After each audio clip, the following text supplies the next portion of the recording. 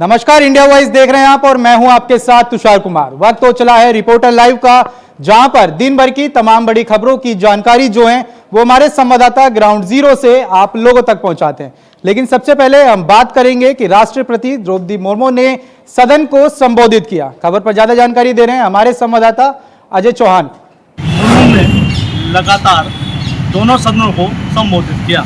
बता दें कि उनके संबोधन में साफ साफ कहा गया कि अब जो आने वाला समय है, यानी कि देश की जो उन्नति है और देश का जो विकास है वो देखने को मिलेगा। यानी कि काफ़ी कुछ 18वीं लोकसभा के अंदर ये सबसे बड़ा बजट रहेगा। आने वाले जो सदन चलेगा तो उसमें ऐसे कई ऐतिहासिक फैसले लिए जाएंगे जो देश के हित में होंगे।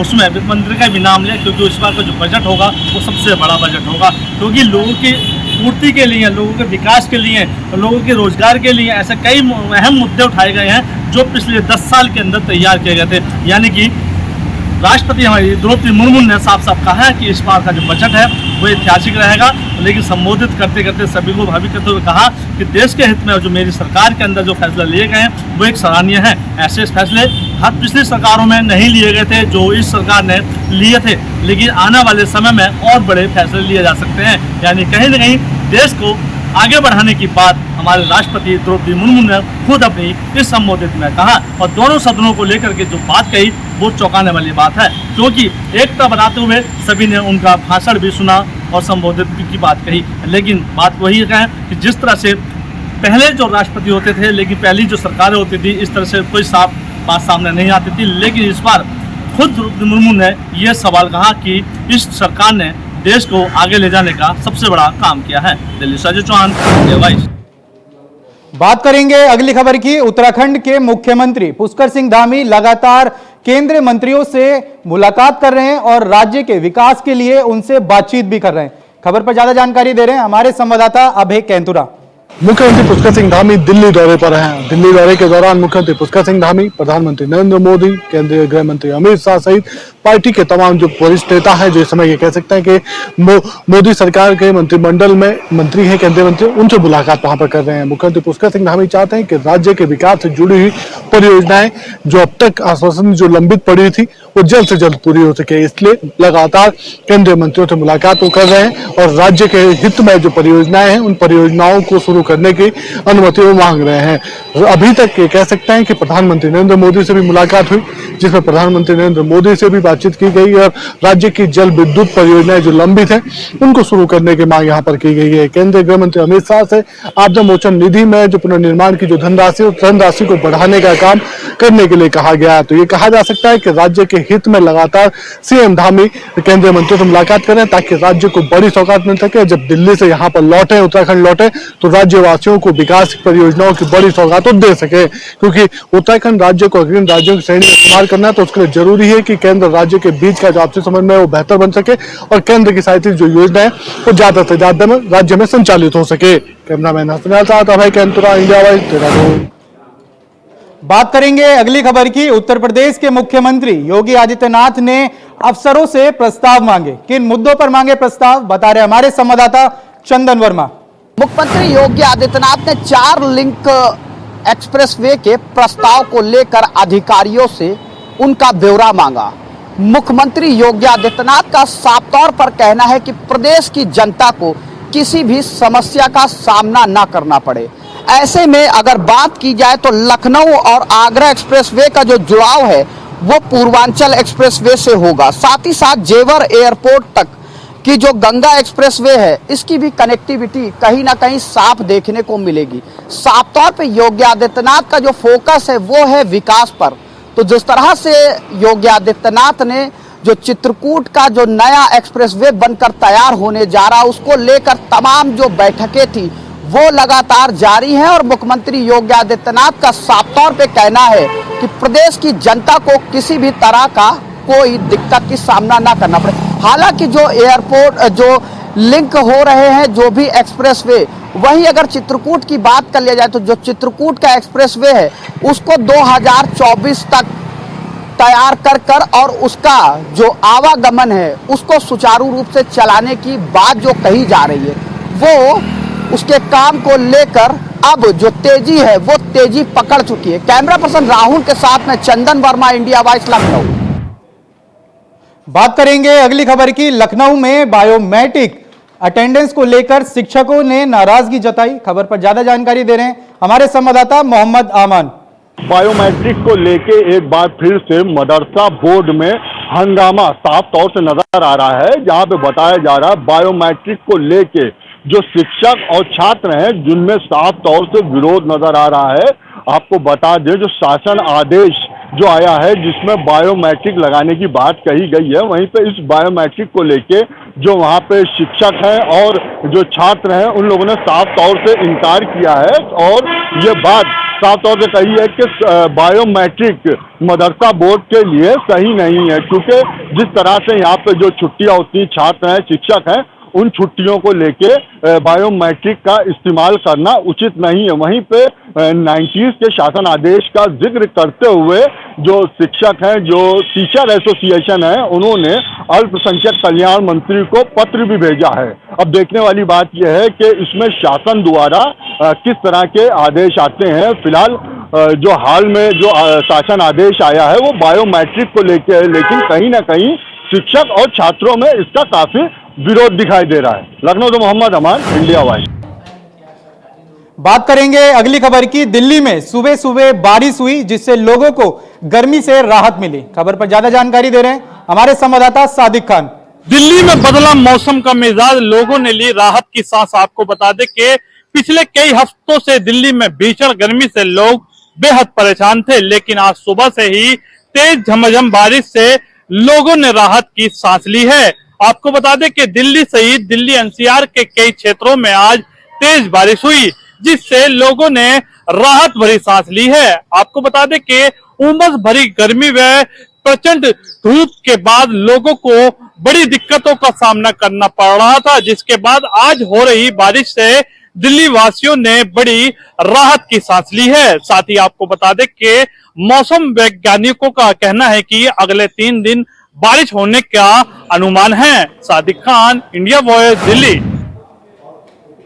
बात करेंगे अगली खबर की। अयोध्या में एबीवीपी के कार्यकर्ताओं ने जमकर प्रदर्शन किया। खबर पर ज्यादा जानकारी दे रहे हैं हमारे संवाददाता विनय मिश्रा। अयोध्या के नरेंद्र देव कृषि यूनिवर्सिटी के पास जो है एबीपी के कार्यकर्ताओं ने जो है हंगामा किया है। वजह यह थी कि कृषि मंत्री सूर्य प्रताप शाही जो है यूनिवर्सिटी में आए थे और यशपाल नाम का छात्र है जो उसने आत्महत्या कर ली थी कुलपति के प्रताड़ना के द्वारा, और वो बरेली का रहने वाला छात्र था जो 13 मई को उसने आत्महत्या की थी।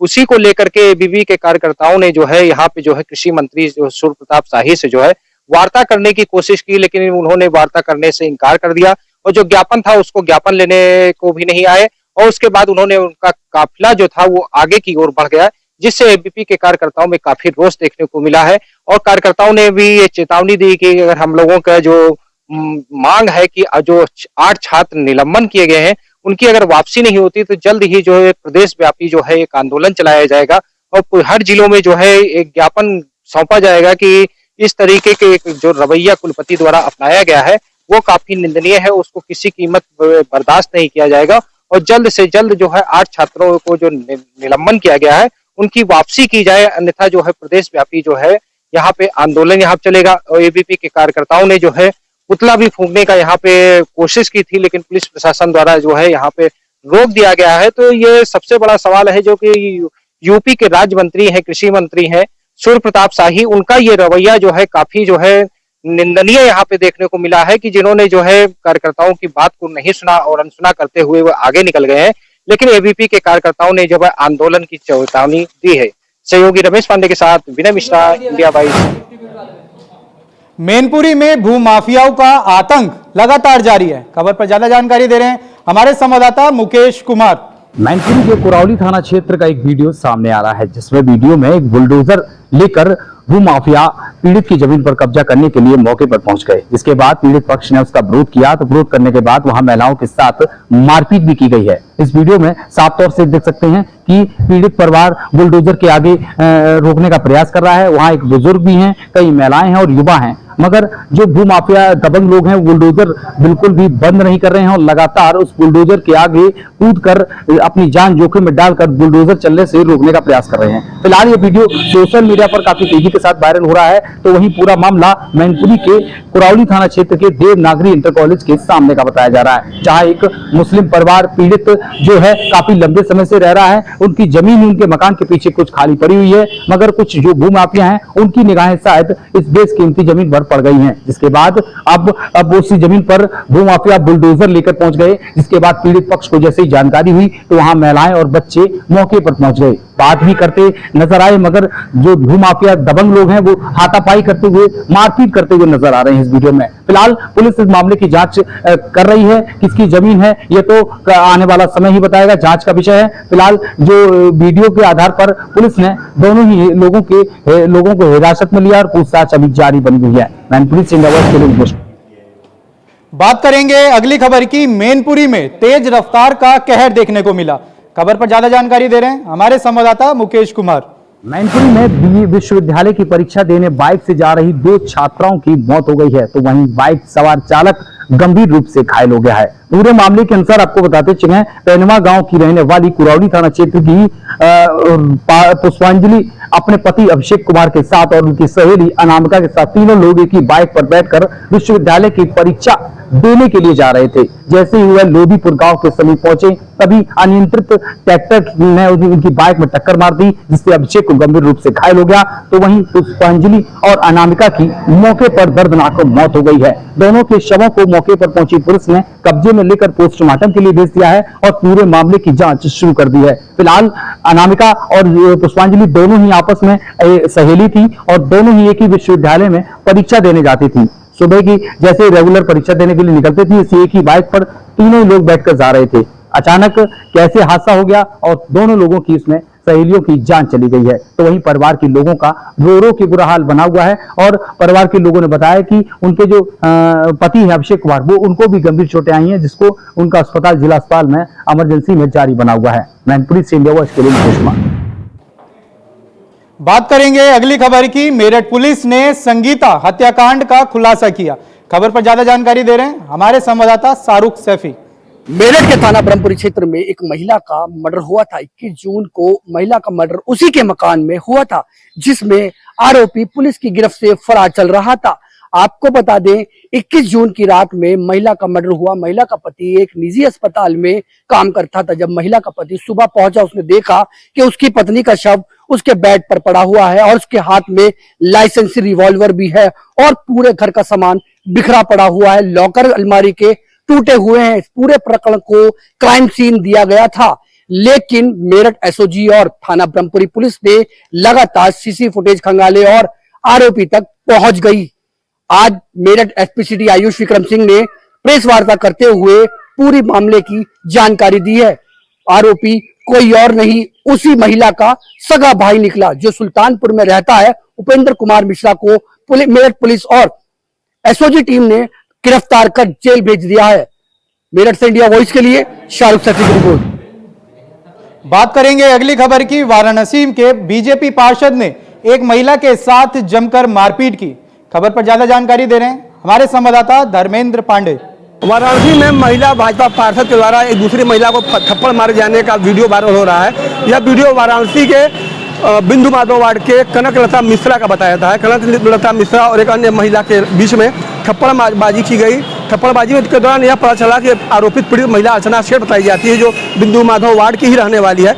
बिंदु माधव वार्ड की अर्चना सेठ के द्वारा यह आरोप लगाया जा रहा है कि काफ़ी दिनों से क्षेत्र में सीवर की समस्या है। सीवर की समस्या को लेकर के तमाम जनता, क्षेत्र के नागरिक जो है पार्षद से परेशान है, पीड़ित हैं, जिसको लेकर के पार्षद से आक्रोशित हैं। और आज सीवर लाइन का कार्य किया जा रहा था। सीवर लाइन के कार्य के दौरान हमारे निजी संपत्ति, मेरे निजी जमीन के अंदर में सीवर लाइन बिछाया जा रहा था। इसका हमने विरोध किया और जिससे विरोध के बाद दबंग पार्षद महिला ने थप्पड़ मारपीट की। हालांकि दोनों पक्ष कोतवाली थाने पहुंच चुके हैं और दोनों के विधिक कार्रवाई करते हुए मुकदमा दर्ज कर लिया गया है। वाराणसी से धर्मेंद्र पांडे, इंडिया वॉइस।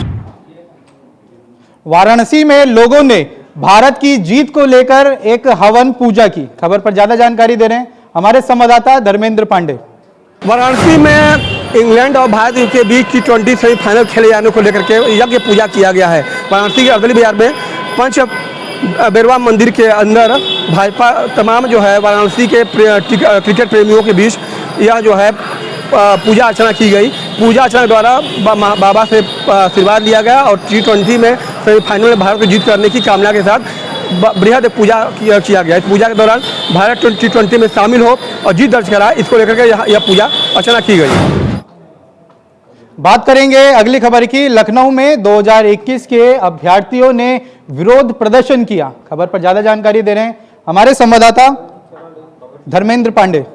2021 लेखपाल भर्ती परीक्षा के जो अभ्यर्थी हैं, इन लोगों ने कैसरबाग स्थित राजस्व परिषद मुख्यालय पे जोरदार धरना प्रदर्शन किया है। आपको बता दें, जो 2021 जो लेखपाल भर्ती परीक्षा हुई थी, इसके जो अभ्यर्थी, इन लोगों ने बड़ी संख्या, यानी कि कहा जाए हजारों की संख्या में जो राजस्व मुख्यालय है वहां पे जाके धरना प्रदर्शन किया है। वहां पे जो अपनी मांगे हैं उन मांगों को रखा है। जो हजारों की संख्या में जो अभ्यर्थी पहुंचे थे, उन लोगों का साफ तौर से कहना है जो 2021 में लेखपाल की जो परीक्षा हुई थी, जिसको लेके भर्तियां होना थी, जिसको लेके नियुक्ति पत्र बांटे जाना थे, वो अभी तक नहीं मिले हैं। वही नियुक्ति पत्र की मांग को लेके हजारों की संख्या में अलग अलग जिलों से आए हुए अभ्यर्थी जो कैसरबाग स्थित राजस्व परिषद मुख्यालय पर पहुंचे हैं, जहां पे उनकी साफ तौर से एक ही मांग है कि नियुक्ति पत्र बांटे जाएं। नियुक्ति पत्र नहीं बांटे जाते हैं तो इस मामले को लेके और भी बड़ा प्रदर्शन करने की बात को जो लेखपाल भर्ती जो अभ्यर्थी हैं, उन लोगों का कहना है कि इससे बड़ा और भी प्रदर्शन किया जाएगा। लखनऊ मोहम्मद अमान, इंडिया। बात करेंगे अगली खबर की। पीलीभीत में एक चाचा ने अपने ही भतीजे को मौत के घाट उतार दिया। खबर पर ज्यादा जानकारी दे रहे हैं हमारे संवाददाता अमित। पीलीभीत के थाना माधव टंडा से चाचा ने ही अपने ही भतीजे की कसी से हत्या कर दी। हमको बताते चले, पुरानी रंजिश के चलते दो भाइयों में झगड़ा हो गया, जहां से शाम देर रात को एक नल के विवाद को चलते जहां पर चाचा व भतीजे आपस में भिड़ गए, जिसको चलते चाचा ने अपने ही भतीजे की हत्या कर दी। हमको बताते आरोपी रमेश कुमार जो मौके से फरार चल रहा है। मौके पर सूचना मिली, मौके पर पहुंची पुलिस ने सबको कब्जे में लेकर करके पोस्टमार्टम के लिए भेज दिया। वहीं रमेश फरार चल रहा है, जिसके बाद में डॉग टीम वहां पर पहुंची, रिसर्च कर रही है। हमको बता दें जहां पर अभी तक कोई तथ्य नहीं मिले, जिसके बाद में अभी जो है आरोपी रमेश कुमार फरार चल रहे हैं। अपने भतीजे की हत्या करने के बाद मौके से फरार चल रहे हैं। पुलिस जांच में लगातार जुटी हुई है। हमको बता दें, देखते हैं आगे क्या होना है, अब किस तरह से इंसान मिलता है। हमको बता दें पुलिस लगातार जांच में जुटी हुई है, जिसको चलते और जो आरोपी रमेश कुमार फरार चल रहा है, पुरानी रंजिश के चलते चाचा भतीजे में लड़ाई हो जाने के कारण चाचा ने ही अपनी यही भतीजे की हत्या कर दी। आपको बता दें गांव भैरव कला का मामला, थाना पूरन माधव टांडा की बात बता दें आपको कि आपसी झगड़े में चाचा ने अपने ही भतीजे की हत्या कर दी है। देखते रहे पीलीभीत से इंडिया वॉइस कैमरामैन निरंकार मिश्रा के साथ। बात करेंगे अगली खबर की। उत्तर प्रदेश के मुख्यमंत्री योगी आदित्यनाथ ने नए वाहनों को हरी झंडी दिखाई। खबर पर ज्यादा जानकारी दे रहे हैं हमारे संवाददाता मोहम्मद आसिफ। सीएम योगी आदित्यनाथ ने आज स्मार्ट पुलिसिंग की शुरुआत किया। राजधानी लखनऊ में सीएम योगी आदित्यनाथ और डीजीपी प्रशांत कुमार ने ट्रैफिक सिपाहियों को वातानुकूलित हेलमेट दिया और साथ ही साथ 112 पीआरबी वाहनों को हरी झंडी दिखाई।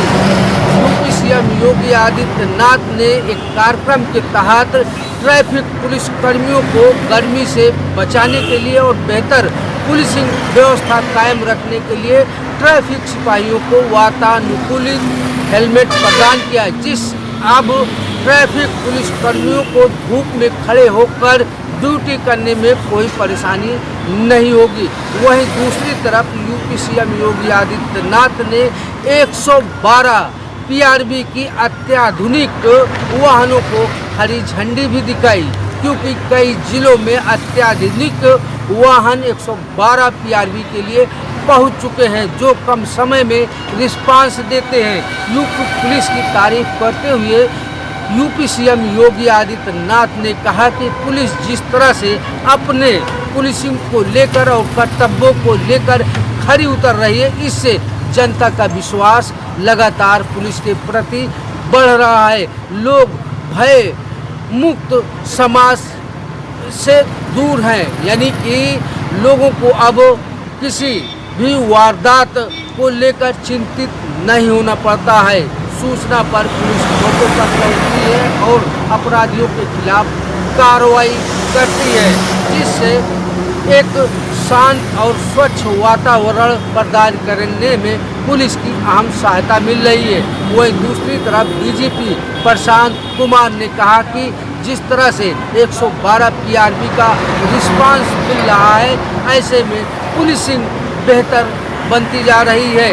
वहीं डीजीपी ने यह भी कहा कि प्रतिदिन 28,000 इवेंट को 112 पीआरबी की पुलिस ज्वाइन करती है और समस्या का निस्तारण करती है। फिलहाल यूपी सीएम योगी आदित्यनाथ और डीजीपी प्रशांत कुमार ने पुलिसिंग व्यवस्था की जमकर तारीफ भी किया और साथ ही साथ यह भी भरोसा दिया कि आने वाले दिनों में यूपी पुलिस और भी हाईटेक होगी। सहयोगी सराज के साथ आसिफ बेग, इंडिया वॉइस, लखनऊ। जयपुर में अवैध निर्माण पर प्रशासन का एक्शन जो है वो लगातार जारी है। खबर पर ज्यादा जानकारी दे रहे हैं हमारे संवाददाता कुलदीप सैनी। राजधानी जयपुर में लगातार जेडीए की ओर से इस महीने की ये दूसरी बड़ी कार्रवाई आज देखने को मिली, जहां पर जेडीए की ओर से राजस्थान की राजधानी जयपुर के मानसरोवर इलाके में सड़कों के चौड़ीकरण को लेकर लगातार कार्रवाई की जा रही है। हालांकि पूरा मामला जेडीए के सेक्टर प्लान का है, जहां पर सड़क को 200 फीट तक चौड़ा करना था, लेकिन इसके मुताबिक जो भी वहां पर अवैध अतिक्रमण किए गए थे, लोगों की ओर से मकान और दुकानें बनाई गई थी, उन मकान और दुकानों को ध्वस्त किया गया है। हालांकि पूरे मामले को लेकर ये भी कहा जा रहा है कि जब जेडीए ने इस पूरे मामले पर कार्रवाई की है तो लोगों में आक्रोश जरूर है, लेकिन मुख्यमंत्री की ओर से मुलाकात पर भी ये कहा गया है कि जो गलत है उस पर कार्रवाई की जाना जरूरी है। हालांकि इस पूरे मामले पर अभी भी लोगों में आक्रोश है। अभी 3 दिन ये कार्रवाई चलनी है, जिस पर चिन्हित किए गए 700 मकानों को ध्वस्त किया जाएगा और उसके बाद सड़कों के चौड़ीकरण का कार्य शुरू होगा। कैमरा पर्सन मनीष के साथ मैं कुलदीप, इंडिया वॉइस। लखनऊ में एक भाई ने अपने ही भाई को मौत के घाट उतार दिया। खबर पर ज्यादा जानकारी दे रहे हैं हमारे संवाददाता मोहम्मद आसिफ। यूपी की राजधानी लखनऊ में दिल दहला देने वाली सनसनीखेज और रिश्तों को कलंकित कर देने वाली घटना घटी, जिसमें एक सगे भाई ने अपने बड़े भाई की कुल्हाड़ी से काटकर हत्या कर दी और खुद थाने पर पहुंच गया। पुलिस के मुताबिक दोनों भाइयों में शराब के नशे में धुत होकर झगड़ा हुआ था और यही वजह वारदात की बन गई। बता दें कि पूरा मामला बंथरा थाना क्षेत्र का है, जहां पर 2 सगे भाई सुजीत और अशोक के बीच देर रात शराब के नशे में धुत होकर झगड़ा हुआ। झगड़ा इतना बड़ा कि छोटे भाई सुजीत ने अशोक के गर्दन पर कुल्हाड़ी से ताबड़तोड़ हमले कर दिए। मौके पर ही अशोक ढेर हो गया। वारदात को अंजाम देने के बाद सुजीत आलाकत यानी कुल्हाड़ी के साथ थाने पर पहुंच गया और खुद अपना जुर्म कबूल कर लिया। पुलिस के मुताबिक नशे में धुत होकर दोनों भाइयों ने विवाद किया था।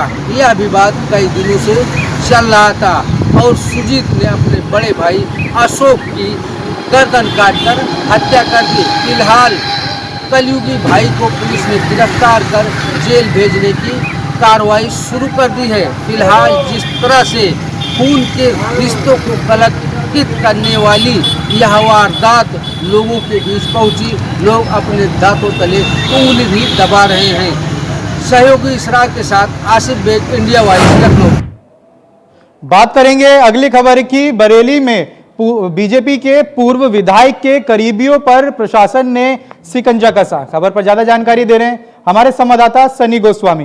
बरेली में बुलडोजर का कहर जारी है। आपको बता दें जो गोलीकांड है उसका मुख्य आरोपी जो था राजीव राणा, उसके होटल पर बुलडोजर द्वारा सुबह से बारिश में कार्रवाई की जा रही है। आपको बता दें, जैसे ही उसकी कार्रवाई की जा रही है, होटलों पर कार्रवाई की जा रही है, उसके बाद में वो नाटकीय ढंग से आया और उसने अपनी गिरफ्तारी दी है। उसने विरोध कराया, उसने अपने कागज भी दिखाना चाहे, उसकी पत्नी भी आई थी, उसके बच्चे भी आए थे, उसने कागज भी दिखाना चाहे, लेकिन बीडीए अधिकारी और पुलिस कर्मियों ने उनकी एक नहीं सुनी और पुलिस उसे गिरफ्तार करके ले गई है। आपको बता दें, 22 तारीख को जो गोलीकांड हुआ था, जिसमें एक प्लॉट को कब्जे को लेकर दो पक्ष आमने सामने आ गए थे, जिसमें 100 राउंड से भी ज्यादा फायरिंग हुई थी।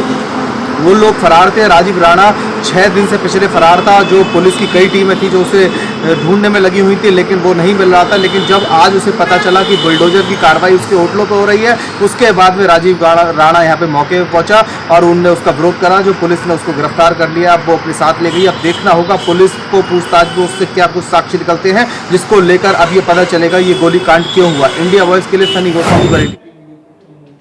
फिलहाल के लिए रिपोर्टर लाइव में इतना ही। देश और दुनिया की तमाम बड़ी खबरों को जानने के लिए बने रहें इंडिया वॉइस के साथ। नमस्कार।